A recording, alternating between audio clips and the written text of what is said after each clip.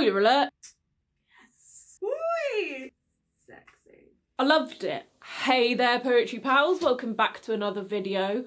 My name's Joelle, and this week I'm going to be reviewing Cunto and Othered Poems by Joelle Taylor. Should be a pint of lager, really. And normally we do have beer in the house, but I drank it all. It is worth saying before we go any further, I'm talking to you, YouTube algorithm, that it might sound like I'm saying a rude word, but the fact is that Cunto is a word that isn't rude. On the one hand, it's a pun on canto, which is what you call the sections of an epic poem. So if you have a really long poem that's divided into sections or chunks or whatever, you call it a canto. This is chunkier than a stanza. Let's compare it to prose. If a stanza is a paragraph, then a canto is a chapter. That's the equivalent. Does that make sense? Cool, moving on. But Cunto is also the conjugation of a verb called contere, which means to tell. What does it mean?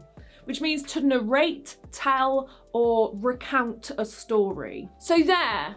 Have I done enough to please the YouTube algorithm gods? Will I be able to be monetized? Or will YouTube think that I'm saying an incredibly rude word? Which, by the way, shouldn't be that rude anyway. That is a debate for another time.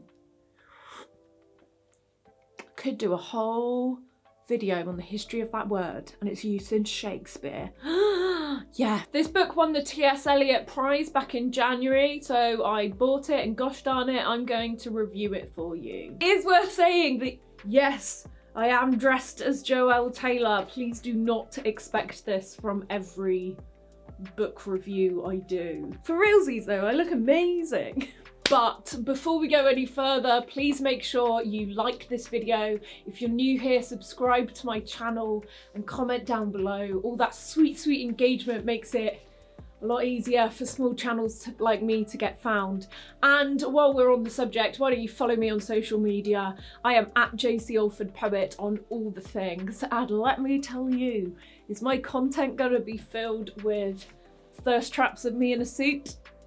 Absolutely. So first up, I want to give you a little bit of an introduction to Joelle Taylor. Joelle Taylor is an award-winning poet, playwright, author, editor, slam champion. She has performed across the UK and internationally. She has had 4 poetry collections published: Scar Tissue, The Woman That Wasn't There, Songs My Enemy Taught Me, and Cunto and Othered Poems. She is a former UK Slam champion, and in 2001 she founded the Youth Slam Championships Slambassadors and was involved in that right up until 2018.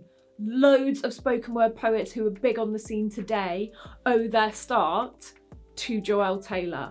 The one that pops into my head right now is Anthony Anaxaguru. She founded and is the artistic director and lead mentor on Borderlines, an initiative, a spoken word initiative that links 10 UK cities with 7 international cities and creates work on the theme of borders. Just a fellowship with the Royal Society of the Arts. Basically, she's done loads. She's an absolute pillar of the spoken word community and has been for decades.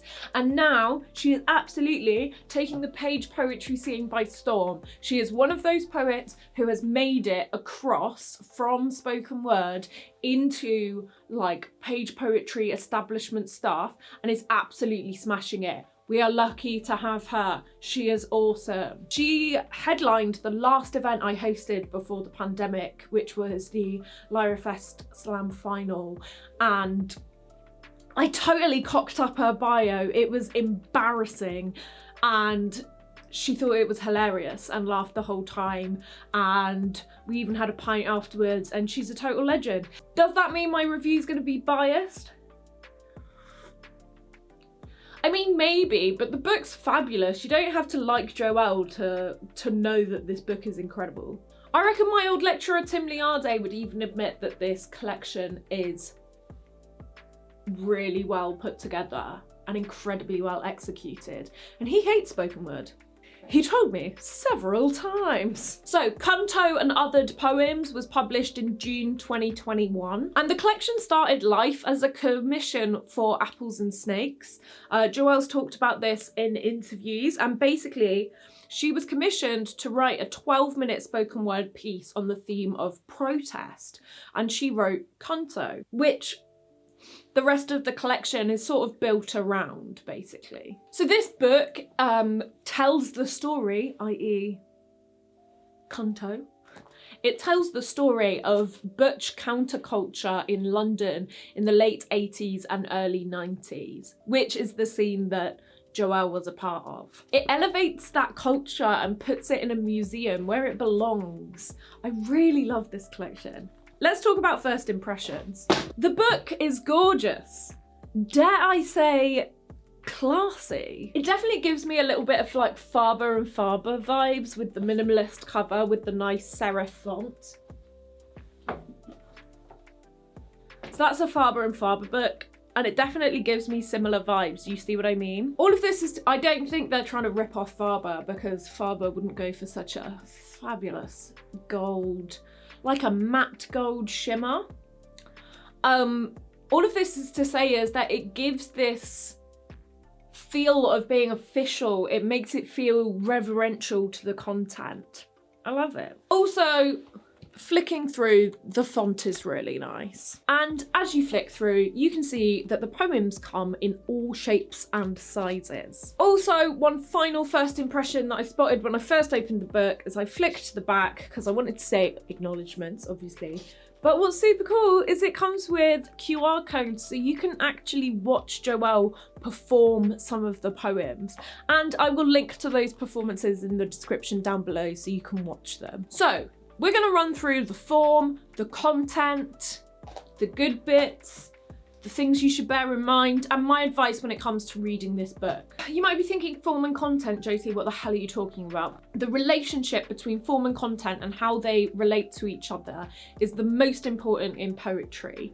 So we're gonna be talking about like the form, how something is said, and comparing it to the content, what is being said. I think one of the most striking things about this collection is the structure. The preface is really useful in situating this collection in a time and a place. It's useful in giving context to the collection and where we find it. It also explains the opening, which is the vitrines, which are glass boxes that pop up in queer spaces or what used to be queer LGBT spaces across the country, like museums, to capture the moment of history that was there. And these places could include bars, clubs, cottages, all sorts of spots. Again, there is an interview where Joelle talks about this collection, and I'll link it in the description so you can listen to her explain it, probably far more eloquently than me. Then we have a glossary, which covers basically like slang terms or historical terms or references that you need to know to fully grasp the poems and what they're about. I mean, let's be honest. If you're into Drag Race, we've all learned lots and lots about like gay slang, but something that really isn't covered much in that and in, you know, mainstream gay culture as a whole is lesbian language. So it was cool for me to learn about this. Let me tell you my two favourite words. Number one is boy, spelt with an I, and it refers to a masculine presenting lesbian, usually younger. And then my other favourite word which I learned was silverback, which is just an older masculine presenting lesbian, and I love that, silverback. Powerful. I think the significance of the glossary also sort of preserves this language, not just as slang so you can understand it, but also like documents it in a way that says this language needs to be remembered and preserved and as part of the culture that we need to preserve, which I think is what this collection as a whole is trying to do for the butch counterculture. Big fan. So then we start getting into the poetry collection proper. And we start with these vitrines, which are defined as glass boxes. Basically the sort of things that you find museum artifacts in when you are visiting a museum. Each of these vitrine poems take the reader and shows them a different part of the culture, like look here, look at this moment, or look here, look at this photograph of protest, or look here at this bar. And it really sort of puts these, what one could say are informal spaces, and makes them something worth studying. It elevates this moment. The vitrines themselves also introduce the other parts of the collection. Cunto, a one long poem that is divided into 7 parts, is presented like with a vitrine at the start saying, look here, a boxing ring. And then after Cunto, there is another vitrine that says, look here at this bar, the Maryville, which is where the section of the collection called Oh Maryville then begins. The vitrines give platforms and spaces on which the other poems in the collection find themselves. So then we have Cunto. It is worth saying that the vitrine before Cunto says, I'm paraphrasing here, but it says, look here, a boxing ring that has barbed wire. So the poem Cunto is set in a boxing ring, whereas it could be presented as cantos and just be part 1, part 2, part 3, or just 1, 2, 3. It's presented as round 1, round 2. Like a boxing match. Each section of the poem then has a subtitle, as in the body as something. So it's the body as battleground, the body as protest, the body as trespass, the body as cemetery, the body as back room, the body as haunted house, and the body as uprising. All in all, this is a really powerful poem, and I've actually seen Joelle perform this live. I said earlier that she headlined an event I hosted, oh gosh, 2 years ago, and she did Cunto then, and it was very, very powerful. There is actually a link where you can watch her perform this online, and I totally recommend it. But I also enjoyed being able to spend more time with the poem and really get my teeth into it and look at all of the clever things that she has done with those line breaks as well. So after we finish Cunto, we go into another vitrine that says, look here, this bar called the Maryville. Look, inside are 4 butchers who, you know, help make this bar what it is. And then we start the poetry section called Oh Maryville. This section of the collection is divided into scenes where we actually get like stage management directions, kind of like how you do in theatre scripts. So it says like scene, exterior, and then it has like lighting effects and sound effects. These in themselves are poems, and in the preface, Joelle describes them as visual poems that set the scene for the poems that come after. The Maryville section contains stories of these 4 women, as well as the history of lesbians and their treatment throughout history and across the world.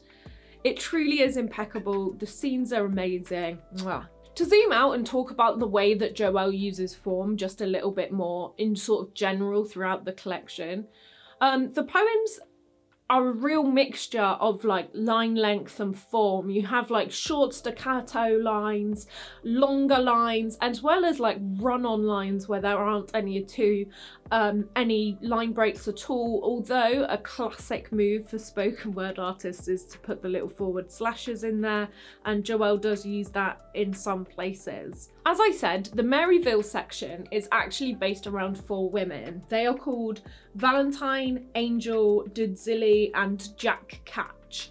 These are fictional women that are actually based on real people, and they have several poems that are named after them. Each character has at least 3 poems named after them in the Oh Maryville section. And what I love about it is that each character's poems are written in the same style. Valentine's is fairly short lines that don't go beyond half of the page, whereas Angels is lots of run-on lines with the forward slashes, and that remains consistent in the other poems about them later in the collection, which I like. It's like these characters are stamping their identity onto the poems about them.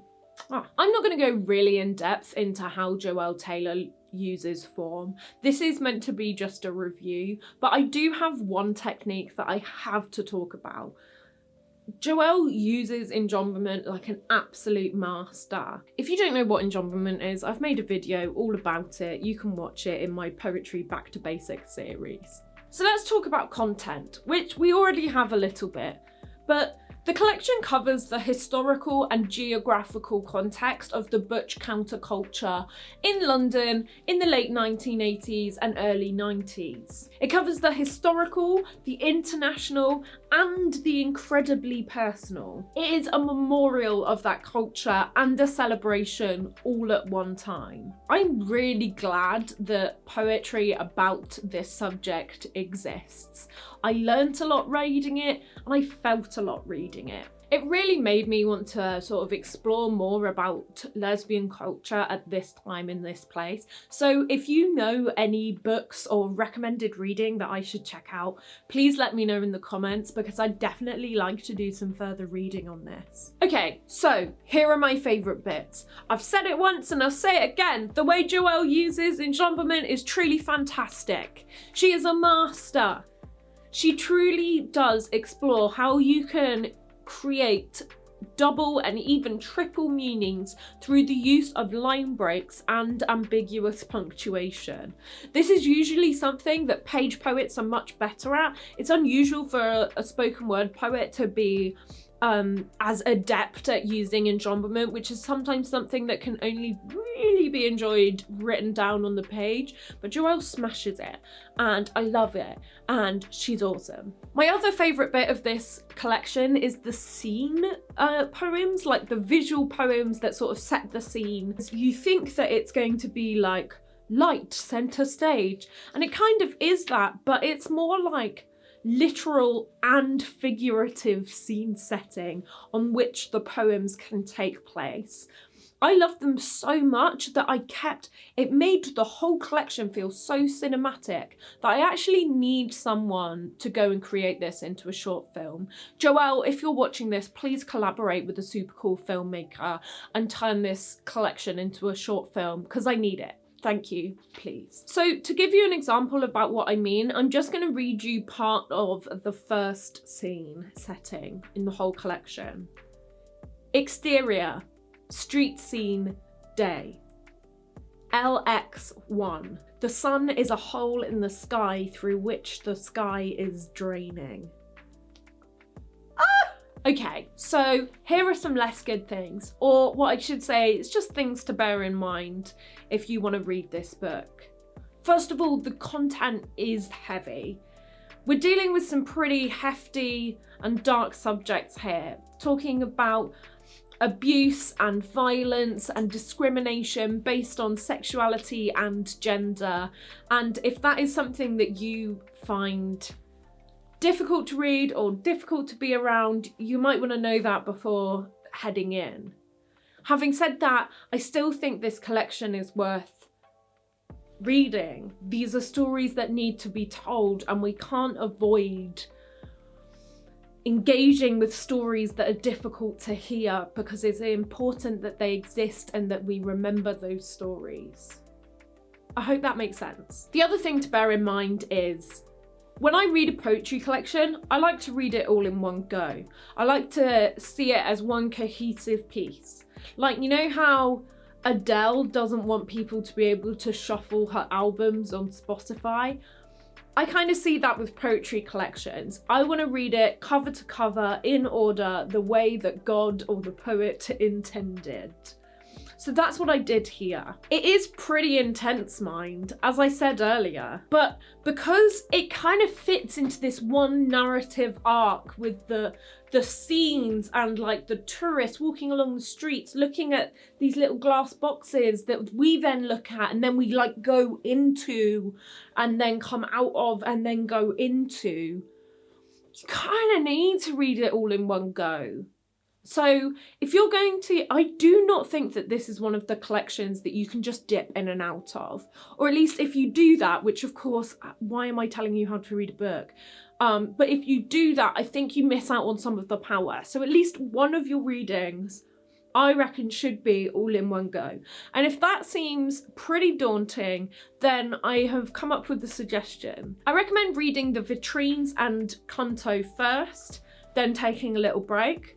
And then for the second sitting, reading Vitrine Reprise and Oh Maryville. I read every single poem through at least twice, and it took me about 3 hours. So that's the sort of time frame we're looking at. So here is my advice when it comes to reading this poetry collection. As I said, I like to read a poetry collection all in one go, but I like to read each poem 2 or 3 times. So I will read it through once silently. I might read it through again if I found it confusing. Then I will read it out loud. And I think this is something that you have to do with Joelle Taylor's book, because she is incredible at using sound patterning, as any good spoken word artist is. And because of the way she structures her poems, you don't often spot it when you're just reading it silently to yourself. So I definitely advise you, if you're going to read this collection, to read it in a place where you can mumble to yourself, because reading the poems out loud, just to myself, really upped the enjoyment for me, and I think you might like doing that too. So in conclusion, I love this book. I'm really glad it exists. I am glad that poetry and storytelling about marginalised communities is being platformed in such a way, not just by publishers, but also in winning prizes like the T.S. Eliot Prize. I absolutely believe Joelle deserved to win this prize. Mind you, I haven't read the other collections that were shortlisted. I do actually own a couple of them, so we'll be reading them at some point. But I thought this collection was bang tidy. Also, you should definitely buy the book, and if you can't afford to buy the book and you live in Bristol, message me and I'll lend you my copy, or go to your local library and request it. Honestly, I do think this is required reading. So that's it for this week's video. I hope you found it interesting. If you did find it useful or informative, please give this video a like and comment down below. Have you read this book before? Are you familiar with Joelle Taylor's work? Let me know what you thought of this collection, or whether you're going to buy it based on my recommendation. If you appreciated this video and you want to show your appreciation in monetary form, given that this video might well be demonetized, you can buy me a coffee. The links to do that are in the description, and you can also join me on Patreon, a monthly payment service to support me doing the work I do. I really appreciate it. But if you can't afford that, but you are thinking, gosh darn it, this Josie, she's incredibly good looking, I would love to see more of her on my timeline. What's this I hear about thirst traps of Josie in a suit? Then you can follow me on social media. I am at Josie Alford Poet on all the things. It would be lovely to have you. Thanks so much for watching. I'll see you all next week. Bye.